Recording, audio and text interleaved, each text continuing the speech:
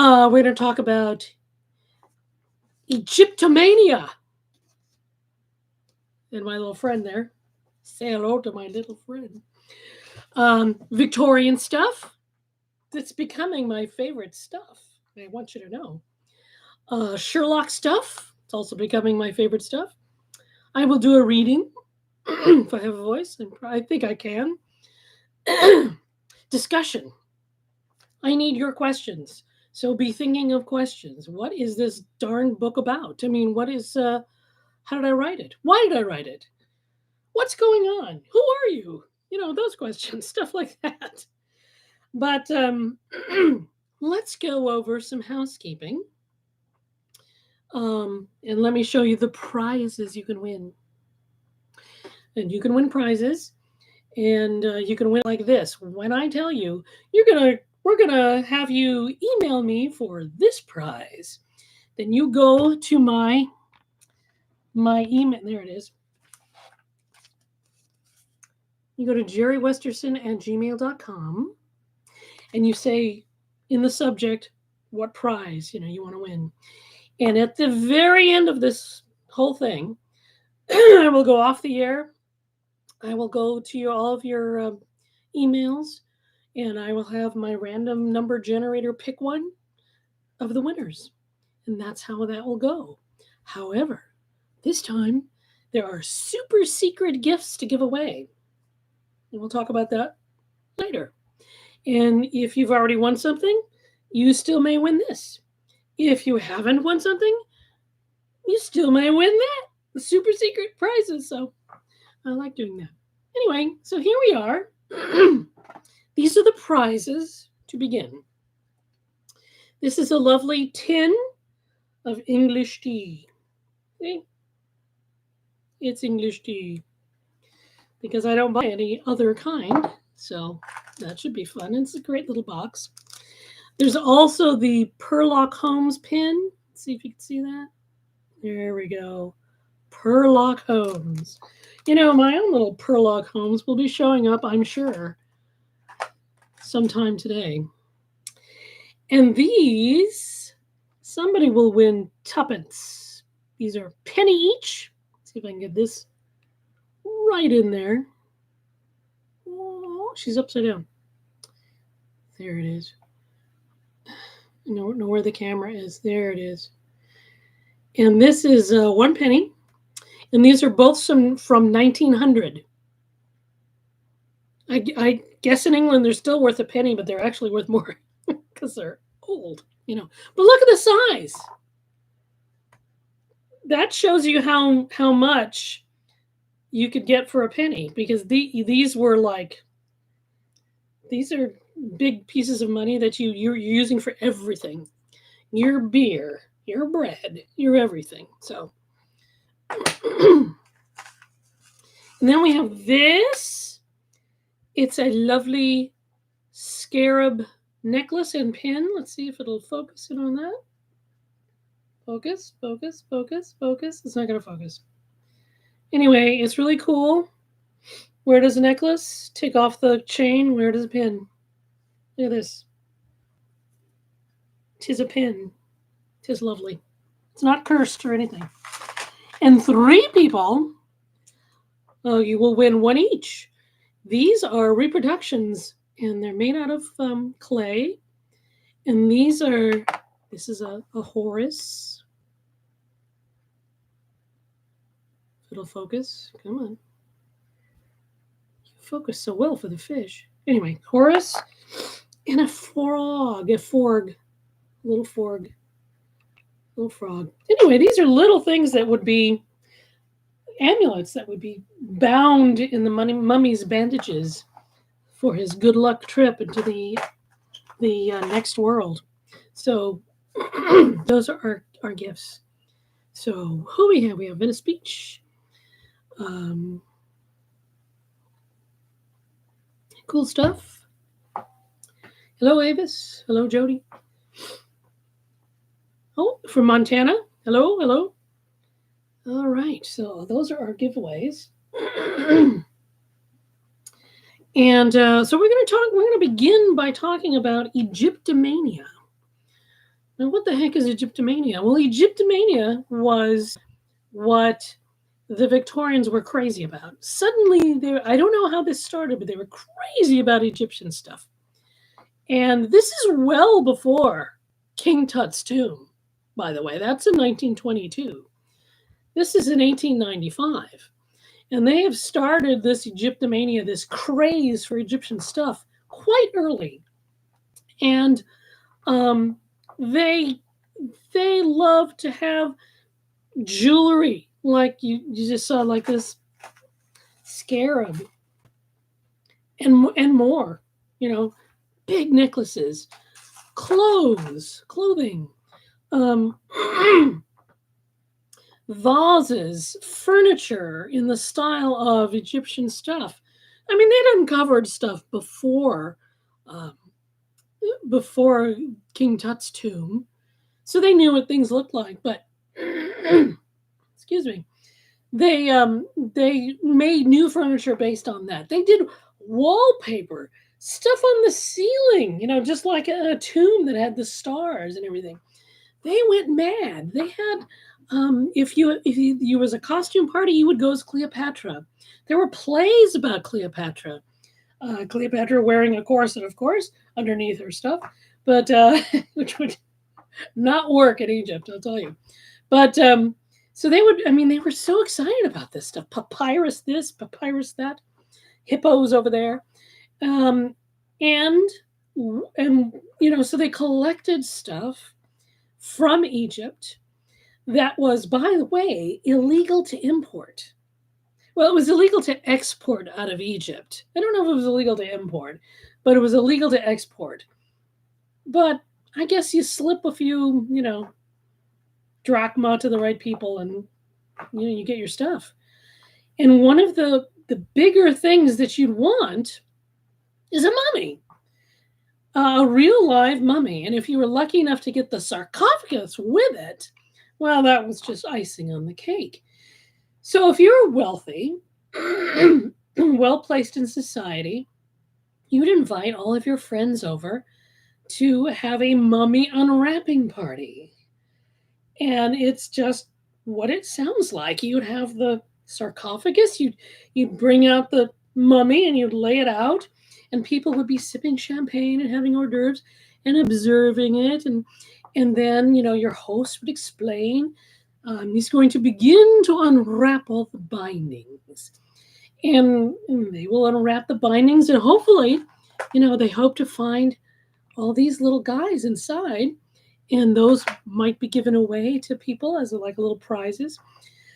But what they do at the end of this wonderful festivity is to grind the mummy into powder, and everybody gets a little phial of mummy powder to use as you see fit.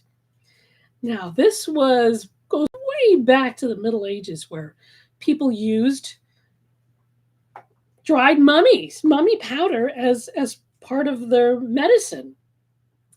And to think that they still thought that would be okay in Victorian times is a little odd. But put a little that mummy powder in my laudanum, yeah, that'd be cool. I'd be riding high. So a little laudanum, little mummy powder, I'm okay. But it was snake oil. I mean, we all know that. Grinding up a dried person, that's not going to get you anywhere, But yeah, it was an odd thing.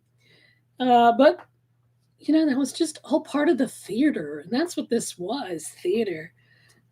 Just like any sort of spiritualist seance or anything like that, it was theater, and it must have been pretty exciting to come to. I mean, you could really ratchet it up. You have torches lit, and you can have incense burning, and you can have your poor footmen dressed like Egyptians. That would be fun.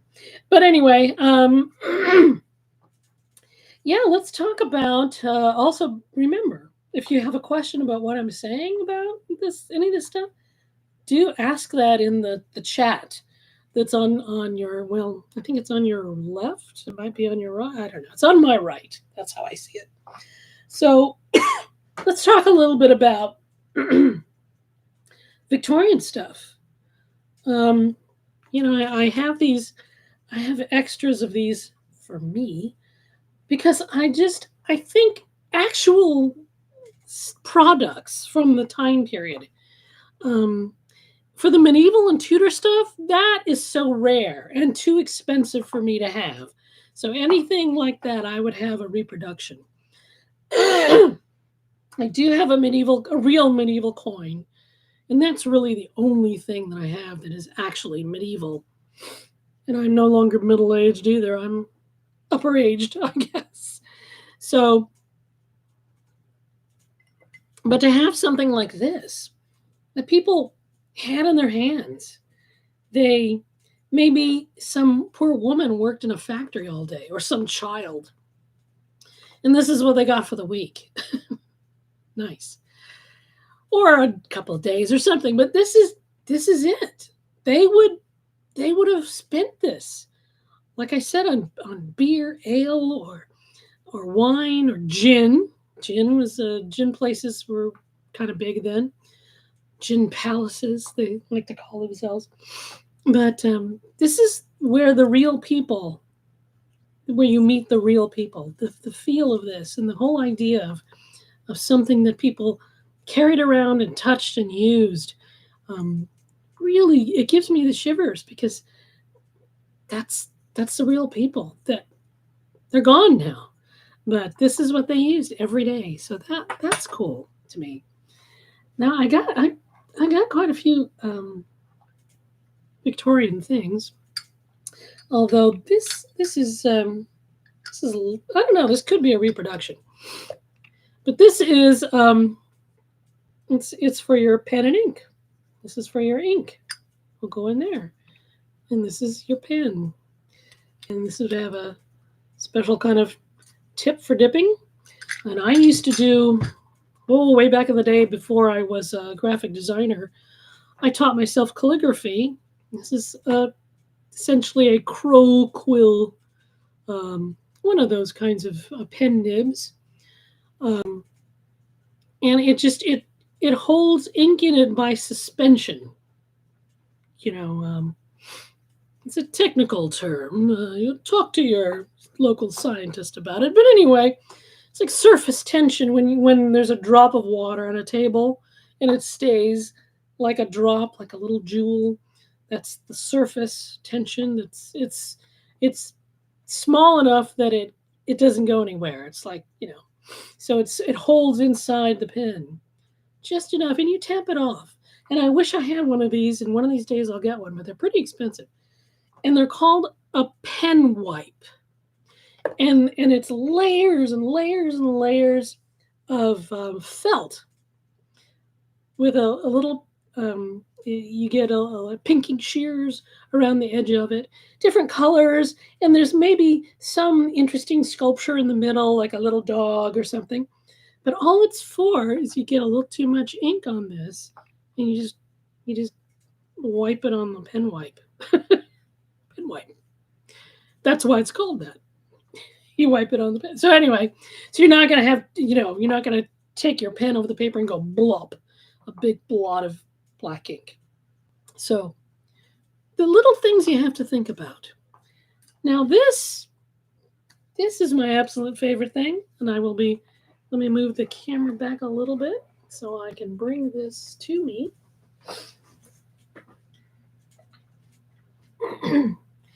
This is a caster set. Okay? Craig heard me talk about this like one too many times, and he got me one for Christmas last year. So this is a caster set. Now,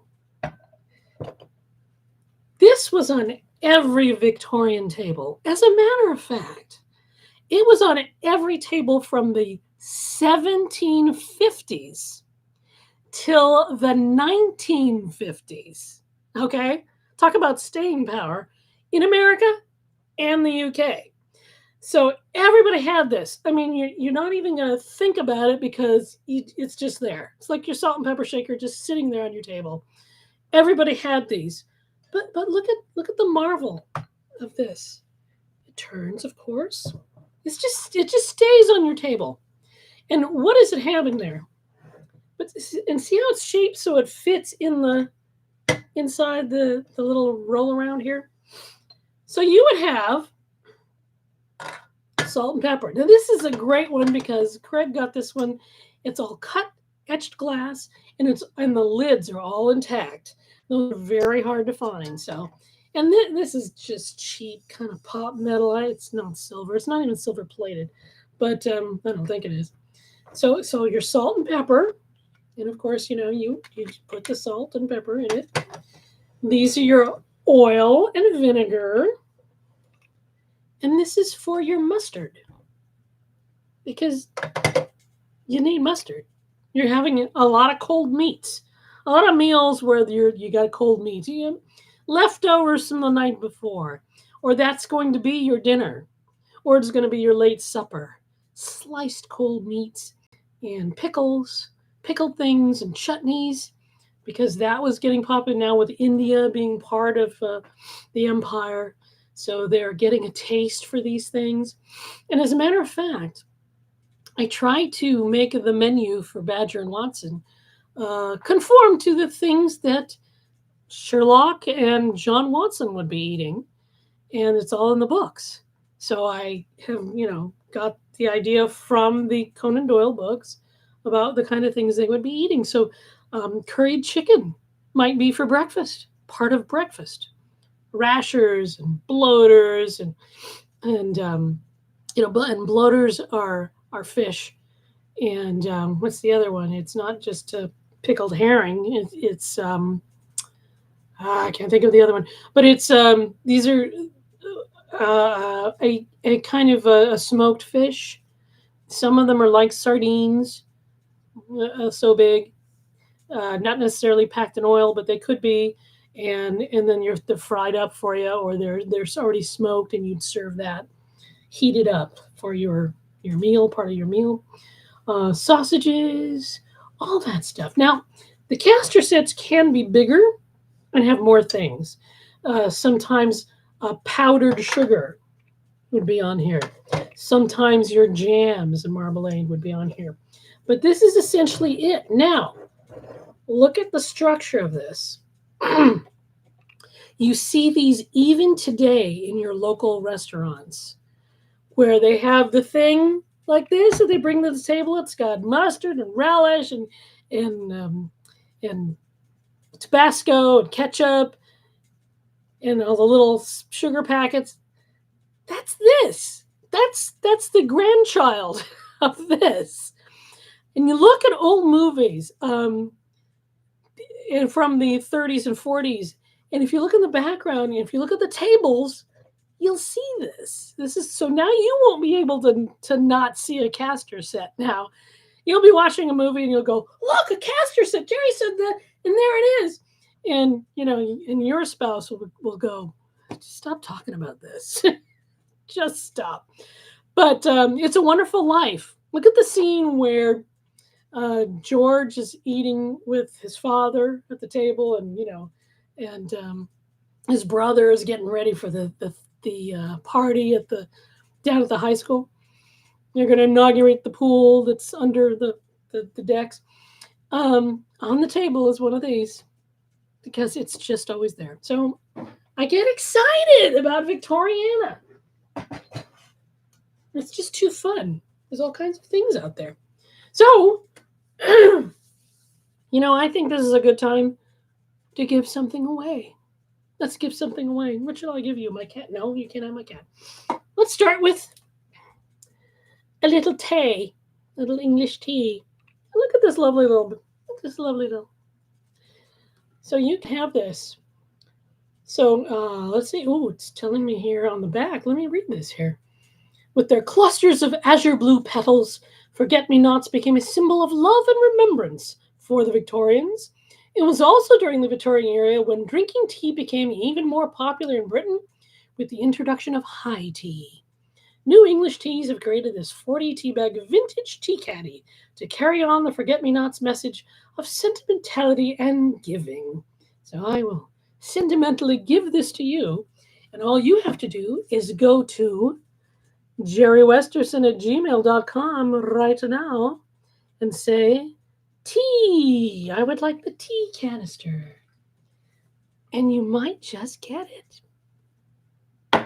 Alrighty? All right. Any questions yet? Giveaways or yes, okay, nothing yet. But also, let me say that coffee was also very popular at this point. They liked it a lot for breakfast, and they and liked it a lot for afternoon stuff.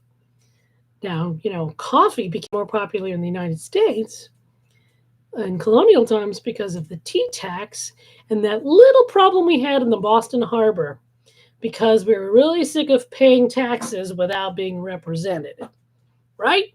Taxation without representation. That's what that whole thing was about, the Boston Tea Party, dumping tea in the harbor and saying, you know what, we're going to drink coffee from now on. And we do. So, but in England, Mr. Holmes was drinking coffee in the morning and the afternoons as well. So don't be afraid of coffee. And they're not afraid of coffee. So there you are.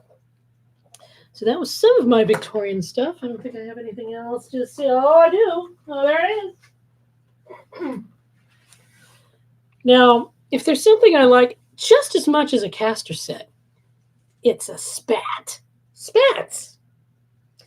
And you'd put your shoe would go through here. This is your shoe. Hello. Be nice to your shoe. They have a soul. Anyway, so here's your shoe. And why are you doing this? Well, you're protecting your shoe and your sock or your stocking. So men and women wore these separately. You also had shoes with this boots with this part kind of built in. It was part of the shoe. It was all sewed on to the shoe. And you would have a lot of little buttons. Now, this is a pretty authentic one here, but some of the buttons would be more than this and small. And you really do need a button hook. You need at least two if you're by yourself, because you stick one through the hole, another where the button is, and you could pull it through. So getting dressed was what took a little time. You couldn't just throw it on. No zippers. I mean, even men, it's all button flies, and lots of layers. Of course, you'd be wearing your chemise. Men be wearing an undershirt, but it's called a chemise, and pants, which is the underpants in Britain, and then on top of the shirt, on top of that undershirt, you'd have your shirt, and you'd have to snap your collar onto the shirt because the shirts didn't come with collars. I don't know why nobody thought of that until much later, but your collars were separate and you could, wash them separately, and they were very stiff. Doesn't look very comfortable at all. And women had them too because a lot of the women's fashions were like men's and they had little ties and everything as well. So you'd snap that on, you tie your tie, put that on, you'd have your waistcoat, your vest, you'd have your coat, sometimes an outer coat, and you always wore a hat because it's England and it's cold and it's raining, so you need a hat. Everybody wore hats. Women, more complicated. So there's a lot of layers under that, and none of it was pants. Women didn't wear underpants, not underpants, until like the 20th century. The early-ish 20th century, like 1920s. Yeah, they had bloomers, the crotchless bloomers. Isn't that fun? Isn't that fun to know?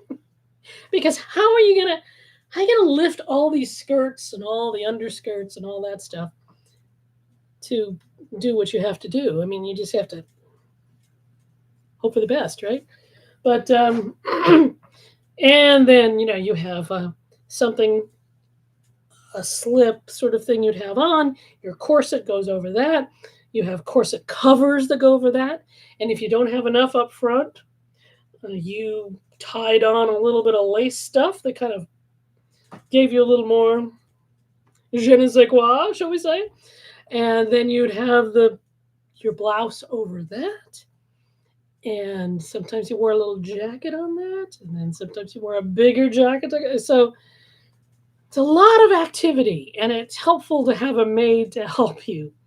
But so many women didn't. They just went to work, got that corset on by themselves, and took off. So it's pretty involved, and and I think this goes a lot with more formality. The people were more formal with each other. There was a lot of Mister or Miss that, this and that. Um, and there was, everybody had positions in levels of society for quite a long time in England, of course, and everywhere in Europe and everywhere in the United States. United States was a little less formal, but still there were things that you had to do. When you visited, you had a calling card that you left on. There's usually a plate in the front entry, the foyer somewhere, where you would put your calling card to remind them that you stopped by. Even if they didn't get to see you, or even if they did. So calling cards, those kinds of things are very important. And they were formalized in all kinds of other ways of writing notes, thank you notes and introductory notes. I'm going to visit you, blah blah blah. Beware, be in attendance on that day. So so that's kind of the fun stuff that I get to write is all of this formality and all these different things people got to could say to each other and couldn't say to each other, and so that's just part of gaining all the information and sprinkling it in the book so you get that taste of that time period. After a while, you get used to the cadence of the language. You get used to everybody being Mr. Badger and Mr. Watson and, Miss Littleton and all that. It becomes natural after a while, which is interesting because now you're thinking, oh, I can do this. Well, of course you can. Everybody did it. Even if you're going to the grocer, you're not going to call the grocer by his first name. You're going to Mr. whatever his name is, and he's going to call you Miss or Mrs. So and so. And that's a little something that I kind of miss because I was kind of on the many of us who are this age, we were kind of on the cusp of that where your doctor would not call you by your first name. And now, of course, my doctors are younger than I am, and they call me Jerry. And it's like, did I tell you you could? I guess you're looking at things that nobody else gets to look at, so you might as well, right? You know me pretty well at this point, so might as well call me. But anyway, that's just one of the kind of fun things. The Sherlock stuff. Well, before we get into that, let's do another giveaway because we're running through this time here. Okay, let's give away the Sherlock Holmes pin. You see that? Sherlock Holmes. There it is. Okay, so just go. And I hope your fingers are poised for this. CherryWesterson@gmail.com. Bloop, bloop, bloop. All right. So that's 2 we're giving away. It's funny on the YouTube stuff, I always give away really small, light things because I know I have to mail them. So anyway, in a couple of weeks we have the live one in person at the Tam O'Shanter. That should be fun. I know Jody's going to be there and other people. Was Conan Doyle personally into Egyptomania?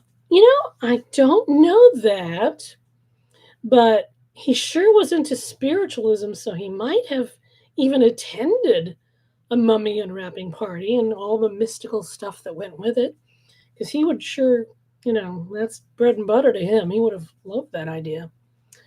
I knew women wore bloomers in the Victorian era. Did not know no formal underwear. Nobody had it. Ever. In the Middle Ages, they didn't have it. They didn't wear it. Nobody had panties, pants. For one, that's like dressing like a man, and that was not allowed, you see, wearing the other gender's clothing. So, good grief. But, women always had more things going on. You had a long skirt, you had, lots of skirts underneath that skirt, all kinds of things going on. And in the Tudor period, um, the different things you were wearing, you have the sort of bodice, all that's pinned or laced in the Middle Ages too. If you had anything, a sleeve is not on your dress already; it's pinned or laced because you know then, as in the Victorian era, you didn't have a lot of clothes because you couldn't afford them. Even kind of wealthy people in the Tudor or medieval period, it was expensive and it had to last. And so you could mix and match this sleeve on that bodice and, do things like that. And of course, all of the outerwear was never washed. So anything that the men are wearing, the suits, the waistcoats, the coats, the trousers, nobody's going to wash that. There was no dry cleaning then in those days.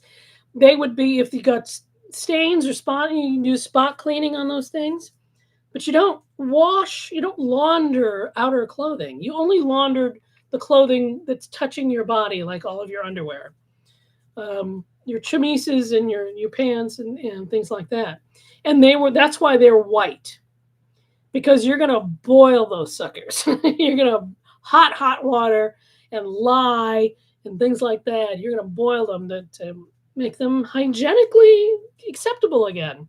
And those wore out because you may have noticed that laundering your clothes wears them out. You're pulling apart the threads, you're pulling apart the weave.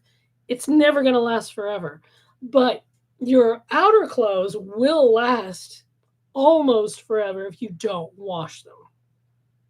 So, yeah, I went off on a tangent here, but let's talk about that stuff because nowadays we've got throwaway clothing. You wear them like 3 times and they're gone. The underwear and things like that got worn out. The linens, they're originally linen because they lasted longer, and then eventually cotton when that became easier to get. So, because that, linen feels like it'd be a little scratchy, but if it's made well, it's not. But, cotton seems like nicer and cooler. But linen is cool as well. So, anyway. So, Sherlock. Sherlock stuff. I love using the canon like it's the historical document. It's like oh gosh, what's that movie with Alan Rickman and the Toolman Taylor because of the Q. Anyway, a science fiction one that's sort of sending up Star Trek. Somebody will say it down there. I know they will. And they're based on a TV show. So, but aliens see it because it's projected. It's TV. All the things going into space. So they call them historical documents. So Sherlock Holmes is all the Conan Doyle canon is historical documents to me. So I don't mess with it. I do not mess with the canon. Anything that's mentioned, I get to use. Food, the places they go, the characters they meet, the Baker Street Irregulars, And I'm kind of lucky in the fact that I can kind of fool with that because they didn't only gave a name to one of them. So cool. So, and guess what? One of them shows up in here besides Tim Badger. So he's in there.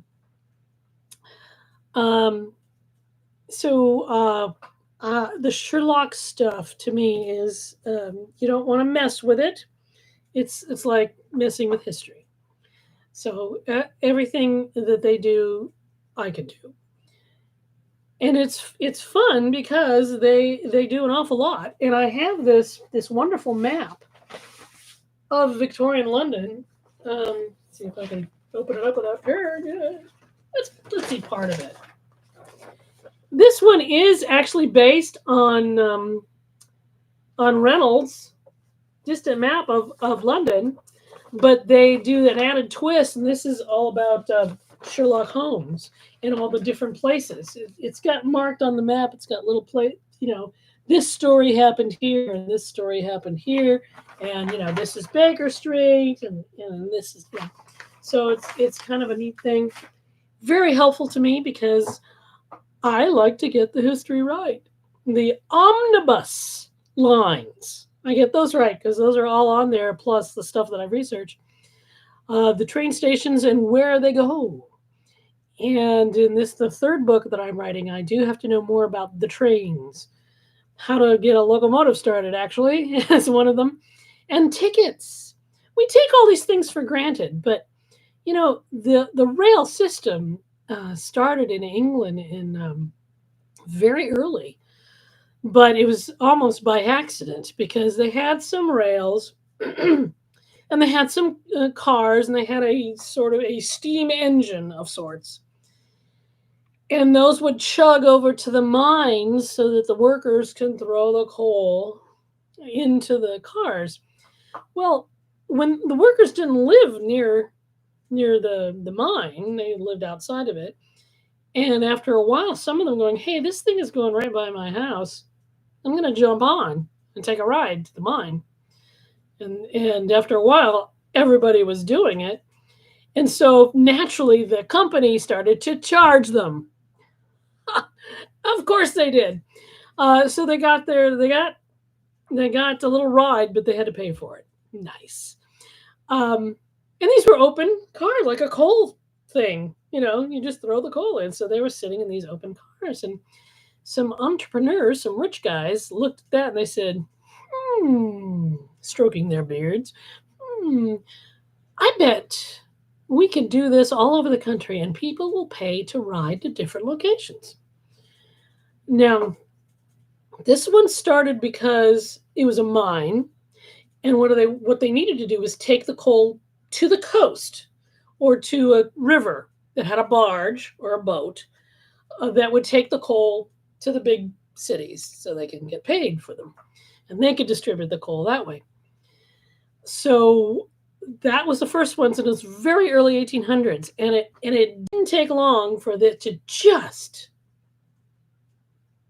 snowballed because they saw that people were interested in doing this, and they said, "Well, okay, we got to do this, we got to do that, we got to change it up a little," and they started. So they pretty much in the middle of the century, the 19th century, they had carriages where you would be all in just like a cattle car, but with seats. Now that meant that you were in that carriage until you arrived at the next depot, the next station. There was no toilets, no bathrooms, no car for dining car, no food. You'd get food at the stations. They started selling them. One of the things they started selling that was selling very well, because even Charles Dickens talks about how bad the food was at railroad stations. So some Jewish entrepreneurs were making fish and chips, and they invented fish and chips to be sold at these stops at railroad stations, and eventually their own shops, and then everybody was making it. So thank you, Jewish Victorians, for fish and chips. And then one of the greatest inventions, besides putting toilets finally on the train, was the aisle. If you put an aisle in every car, then you can go from car to car. You can get to the toilets. You can get to another part of the train. You can get to a dining car when they invent that. So, so these aisles, you'd have compartments within the carriages. And that's what we have about now in 1895. There's, of course, other parts of the train where it was cheaper, where you could, you were just sitting with everybody else in a big car. But there were compartments, and they were good for discussing what you had to discuss. Sometimes privately, sometimes other people are going to be in your car, so in your compartment. So, trains was an amazing invention. Started in England and spread to the United States, and there was some. And when it started to snowball, I don't know, what do they say? There was some 30,000 miles of track laid within 10 years. It was like a huge industrial achievement from all those workers all over the country working hard. They had to break big rocks into little rocks for the ballast between the railroad ties and all that stuff. Anyway, I can go on, but I'm not going to. First, I'm going to do another giveaway, and then I'm going to do the reading. So let's do that. Let's do this. This wonderful thing. This is every time I get a really cool gift to give away, I always wonder if I'm going to give it away. I'm not going to keep it. But there it is. This is the scarab. Tell me, go to your email and go to jerrywesterson@gmail.com and tell me you want the scarab. Tell me you want the scarab, and that's your giveaway. Okay. All right. Let's do a reading from the Mummy of Mayfair. This is book 2. I'm already on book 3 that I'm writing, so it's like, this was a long time ago that I wrote this, so let's see if I remember it. Anyway, Badger and Watson are hired to be security for a mummy unwrapping party at this illustrious surgeon's home. And he's running late. But his friend, another doctor, says, we better get started, or this will go on all night. So he'll probably show up. So he begins the unwrapping and talking about how they created mummies and what they were for and all the spices and wines they used to preserve them. And when he starts to unwrap the bindings, he discovers it's their host, Dr. Sawyer, wrapped up like a mummy inside the sarcophagus. A grisly discovery. So that's what's happening. So Badger and Watson take the case right away because the other doctor that began the event says, I'm going to hire Badger and Watson. I don't trust the police. We're going to get to the bottom of this. So that's how they get hired. And they do all kinds of things. So there are, and meet all kinds of people that may be familiar to you. So we have this excerpt that I am reading right now. What do you suppose they were on about? Asked Tim as they jostled and bumped from their ride in the omnibus that rolled along the cobblestone streets and seemed to hit every rut and pothole. I don't know, replied Watson thoughtfully. No way to know for certain until we dig deeper. Illegal, no doubt. Sounded like it. It had to do with Sawyer. Do you think either of them could have killed him? It's possible. They have the means, but a motive is not yet clear. I don't like it, but if we stick to the method, we're bound to find out. Still, it does sound like you were right. It seems to have something to do with the murder. Tim grinned. Then worth the 2 and 6 we spent, eh? Watson nodded, then grabbed his bowler, which threatened to fly off his head when the omnibus dipped suddenly into a hole in the road that made the women aboard shriek and jerk to the side. Tim leaned out the window and yelled to the driver, Oi, mate, I think you might have missed a few holes back there. The others laughed. The driver, hands tight on the reins, yelled back over his shoulder, his bristly, walrus-like mustache trembling, Shut it, you! Tim smiled back at Watson, then turned that smile on a woman watching him from across the way. She was a bit of a confection with her flowered hat and a round, rosy face. She smiled back and lowered her chin a bit, looking up at him from under the brim. It made him smile all the more. Who needed an Elsie Littleton when there were plenty of other willing birds around? His smile widened as they flirted across the aisle of seats until an elbow slammed his ribs. He glanced sharply up at his friend. "What you do that for?" "Keep your mind on it," growled Watson. "We're working on Dr. Archer's benevolence." "I can do that and smile at a bit of a crumpet at the same time. What did Mr. Holmes say to you only this morning?" Watson had the ability to pour a bucket of cold water on any proceedings. "Keep your female association to a minimum," he quoted. "But that from a man who don't have any," he groused under his breath. They rode on in silence until disembarking at Trafalgar Square and walking the rest of the way to Pall Mall. Tim was busy surveying the territory, remembering so many years ago now, delivering the occasional message to the club when he was an irregular. "Tim," the worried tenor of his friend's voice made him turn. "Ben?" "No club will let me in the front door. More like I'd be directed to the tradesmen's entrance." "No, you won't." "Tim, trust me, Ben." Large Georgian windows and a grand front entrance with a portico and architrave upheld by double columns commanded the corner. A golden figure of Diogenes the Cynic, holding aloft a lantern with a dog sitting beside him, stood guard in the middle of the architrave while a Union flag fluttered on the roof from a flagpole above it. Tim led the way up the steps to the front entrance and rang the bell. A liveried footman, far older than Tim, opened the door and observed the two of them with detachment. "Yes?" he inquired. "I should like to speak to Mr. Mycroft Holmes." "And whom should I say is calling?" "Here you go, my good man." He handed him a calling card.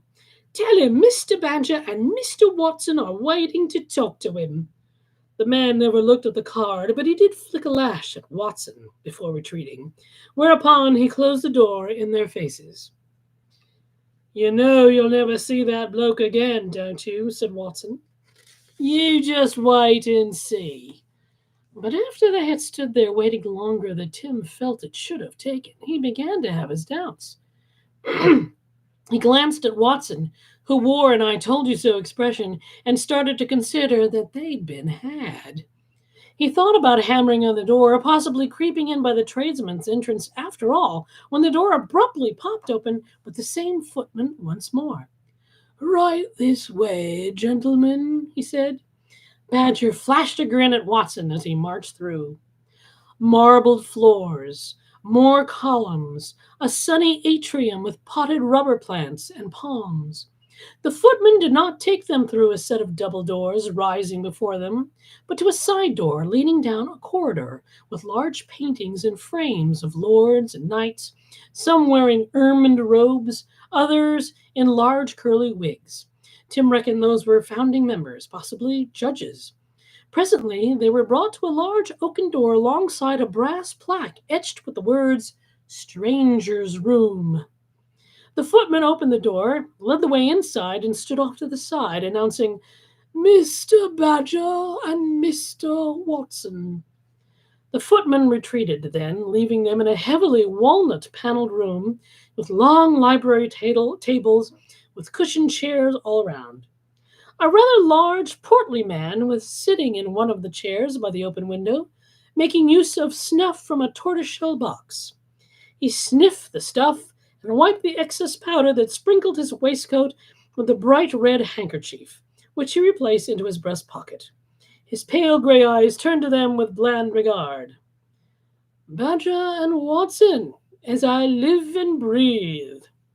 Tim charged forward, extending his hand to shake, but Mycroft Holmes merely looked at it. Finally, Tim dropped it to his side. "It's a pleasure to see you again, sir. It's been a while that I took a message to you from your brother. I was only a lad then, and not as well turned out as I am now." He plucked at his coat sleeve, then he moved in closer and whispered, "I was one of the Baker Street Irregulars." He straightened and raised his head. "I'm Badger, if you will recall, and this is my friend and associate, Benjamin Watson. I'm sure you're surprised to hear from us, sir." A raised eyebrow was the only reply he received. Then I'll get to the point. You see, Mr. Watson and I are investigating the death of Dr. Enoch Sawyer, drawled Mycroft, who unaccountably found his way only yesterday evening into the sarcophagus of a Runi Hura Sa, an ancient Egyptian gentleman. Oh, right you are, sir. I see you are abreast of things. Indeed. And why do you find yourselves here talking to me instead of my brother, whom I believe taught you his tricks of deduction? In fact, you are unfortunate to have found me here at all, as I usually do not make an appearance in the club before 5:15. Well, it concerns some members of the club whose alibi I wish to secure. Members of this club? Suspected of murder? As you surely must know, said Watson, moving forward and standing boldly before the portly gentleman, who had remained seated the entire time, murderers come from all classes, all walks of life, even those who find their ease in a private club, sir. Mycroft levelled his gaze on Watson, studying him for what seemed far too long for what might have been considered polite, before he broke out into a brief and ironic smile. How observant of you, Mr. Watson, and how very true. Well, now, I suppose I am apprised of most of the gentlemen in this club being part of the board. Who might they be? A Sir Robert Simpson, said Tim eagerly, and a Franklin Payne, Esquire. Ah, yes. His expression pulled down his brows and his jowls. He studied Tim speculatively. And your opinion of them, if you please, Mr. Badger? He wondered what he should say. Should he flatter Mycroft with a glowing and exaggerated estimation, or was the man looking more for his honest assessment as a detective? He decided on the latter as more fitting. They're sketchy, Mr. Holmes, if you don't mind my saying. Sir Robert is given to indulging in the use of cocaine, possibly to excess, as he seems irritable with a bad look to his skin. And Mr. Payne is... there is a sense to him that he don't care about the consequences of his actions, as if he were above them. I realise this describes a lot of individuals. Mycroft erupted with laughter and slapped the arm of his chair. You have the right of it, young man. Why, that would describe 99% of our members here alone. But instead of their personal assessment, I was rather wondering why you are suspicious of them at all. In that instance, Mycroft sounded more like his younger brother, Sherlock. Tim straightened his tie, organizing his thoughts. He acts suspiciously, which in and of itself ain't necessarily suspicious, but he has a nervousness about him. And the things we have overheard him say to Mr. Payne and Mr. Payne to him leads us to believe they are persons of interest. Very good. You are cautious. That is also wise. It is not a good thing to go about accusing peers of the realm of high crimes, now is it? Very well, what do you want of me? I shan't ask you for a recitation of their conversation, that alone will mean nothing to me. Simply this. Are you a witness to the fact of their being present yesterday morning playing cards from approximately 10 o'clock to 1? And then of Simpson having a separate luncheon appointment here at the club, put in Watson. After 1. It is not my custom to be in the club in the morning hours. As I said, I am usually here after my working day at Whitehall is over. He picked up a small bell from his side table and rang it. The footman must have been close, because he opened the door immediately. Davis, did you see Sir Robert Simpson and Mr. Franklin Payne here yesterday morning? Playing cards, Tim interjected. Playing cards, Mycroft echoed. I did, sir. They were here in this room, with several other gentlemen playing cards. Do you recall the time they began, Davis? It was 10:15, sir. And did they leave at any time during that game? No, sir, I would have noticed. I brought coffee in at 1:30, and the game did not disperse until 1, sir, whereupon the others left the club. But Sir Robert went to his luncheon at another private room within the club, which did not end until after 3:30. That's all, Davis. As the footman left, Mycroft turned to them. You see, Davis is as solid as the Bank of England. If he says it, it is a fact. Is that what you wanted to hear, gentlemen? Tim sized up the man whom he imagined might even be smarter than the Gov, and gave what he believed was the proper answer. It is not for the detective to waste his time on satisfying what he wants to hear, sir. We are always in search of the facts, whether they surprise us or not. A smile emerged in the corner of the man's mouth. Well said. I see my brother's little experiment seems to be bearing fruit. Good luck to you, gentlemen. When you see my brother next, give him my compliments. Tim touched the brim of his hat. Indeed, sir. Thank you for saying it, and for being most helpful. Of course. And, gentlemen, there is more than meets the eye with those two. He raised a pudgy finger to his temple. Think on it. Okay, that's it for that reading. But I have to show you something about this particular book. I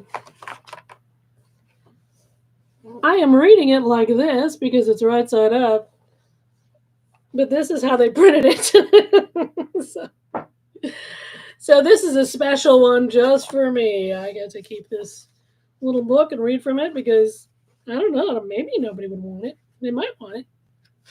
You'd have to ask me for the upside down printed book if you'd like. But everything's all the same. You see, it comes with a dust cover, but it also comes with this kind of cover for libraries, so they don't have to, wrap it all up. Yeah, anyway, so there we are. There we are. Tim and Ben. I do like writing their dialogue and their banter. They're so fun together. Okay, another giveaway. Another giveaway. Tuppence. Who wants the tuppence? You know what to do. You go down to St. Paul's. You give the tuppence to the lady with the birds, feeding the birds. You can feed the birds tuppence a bag. There it is. Tuppence. 2 pence. That's where that comes from. Alrighty. Are there any questions? Let me know. Let me take a look here. Key was the fish. Something else I'm thinking of. What is it called? I'm just going to remember this exactly once this is over.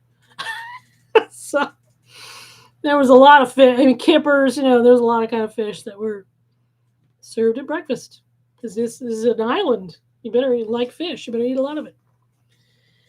Okay. A Galaxy Quest. Thank you. That was a movie I was talking about. I love that movie. Such a fun movie, especially if you're a Trek fan. Even if you're not, but you get it more, I think, if you're a Trek fan. You get it. Kippered herrings, yes. Upside down book would be very interesting, yes. Well, imagine my surprise. I'm so glad I was signing books for the Tam O'Shanter. And so I was opening the book and saying, like, wait a minute, what's wrong with this one? They sent me a new one. I asked them to. I said, hey, man, I gotta give these away. I need a better one. No questions? No questions? You could certainly eat. You would eat anything the Victorians ate. We still do. A lot of beef, joints of, mutton and lamb and things like that, and turbot and wonderful sauces. Lots of things with sauces.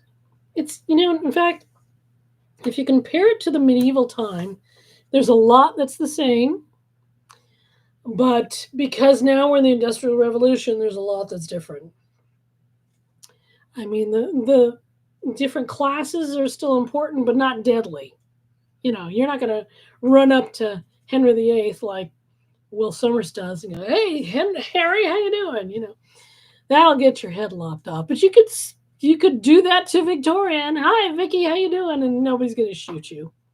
They're going to look down their nose at you, but they're not going to kill you. So, there was a little loosening up because um, with with the progress also comes social progress.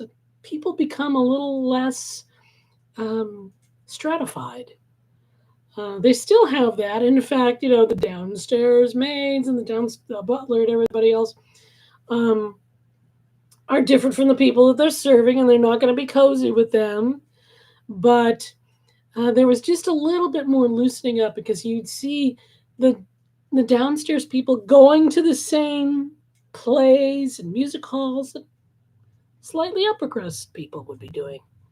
So there was a little more egalitarianism happening because of this progress. Um, but there were those. Sometimes the servants were more snobby than the rich people they served. They many of them were perpetuating these stratified things. I mean, you had that in the downstairs. You had the butler as the top, and the scullery maid as the bottom, and that's how they treated them, and that's how they paid them, and and you could see that in upstairs, downstairs, and you could see that in if you ever get to see on PBS or on YouTube or wherever you can find it, watch the serial uh, um, show of Edwardian House. It's a British show. They were doing 1900 House in the beginning of the 2000s, and how ordinary people lived in the 1900. And so it was one of these shows where it was unscripted and real people. And the same for the Edwardian House. They chose people to be the upstairs. They chose people to be the downstairs. And at a certain point, they broke. I was like, we're not going to be your servants anymore because we aren't servants. You're not better than us, blah, blah, blah. That's what it is today. So yeah, different different kinds of things. Definitely different kinds of things. Okay, we are over our time, so let's give these away. We have 3 people can win these little artifacts. They're little charms. You can call them charms. Just say charms when you go to jerrywesterson@gmail.com. And let's not forget the super secret gifts. One of them is the hat, the deerstalker, the thing that I'm wearing right now. So you too can win this. It has the Mummy of Mayfair on the rim. And a t-shirt. The Badger and Watson logo. There it is. So run to my up to my email. And you can put your name in, but I'm probably just going to pick somebody. So you could put your name in. It may not mean you're going to win it. I may just pick somebody with my trusty random number generator. So there it is. No questions? No questions. Damn, my dad loved kidney pie. Oh, so do I. I like kidney pie. God, I wish I could think of it's not just bloaters. It's other things. It's another thing. Shoot. I'll write it somewhere. Well, it's in the book. It's in the book about the fish. In passing, nothing like passing fish. But anyway, that was it. That's the launch, and I hope I don't know how many people we had. Not too many, but you're gonna win something. Somebody's gonna win something. So might as well be you. So thank you for coming. I mean, I don't see any questions to answer. I'm on chapter 5 right now and really enjoying it. Yes, great. Well, you haven't gotten to the part that I just read, because that's like 8 or something. Um, let's see. Upside down book. Oh, think on it. Finn and Hetty? No, no. But I mean, there's tons of fish that people ate at all times of the day. Lots of smoked fish. Looking forward to book 3. Me too. As you know, we've had some family things going on. I got to the middle of the book, but then for 3 months, I just was not able to get my mind on it. But I'm slowly getting back to it, so it'll be on time to my publisher. I already warned them it may not be, but it's gonna be. So, so there you are, back in the saddle. My paternal grandmother was a downstairs maid. Curfew to get back from her half day off. That's right, your half day off, and that's in the third book we deal with that when one of the maids is like, "Oh no, I have to go back to work. This was fun, but now I have to go back to work. The howl is not going to clean itself." She got back at 9:04, and her little cardboard suitcase was packed and left on the servant's stoop. How rude! The housekeeper just wouldn't wait for her, huh? Jeez, yeah. I hope things soon start coming. Yes, they will. Things will start calming down with us. Um, but yeah, I mean, sometimes they treated the servants like children, and that's not right. But that's what they did. They figured that, and even if you read the Conan Doyle books, he he sort of treats them like ignorant children as well, and they certainly were not. Pretty canny people. Yeah, you got one afternoon off a month. Yep, that's right. It's usually a Sunday. So, okay. Well, thank you all for coming. Um, don't forget to review this. It's in desperate need of reviews, and so is the other one. Chat it up. Tell all your friends to buy it. Needs to be bought. Okay? And also get it at your library. Well, thank you so much. Thank you so much for coming. And I'll be signing off, and I'll be letting you guys know who wins what prizes. All right. Thanks for coming. Bye.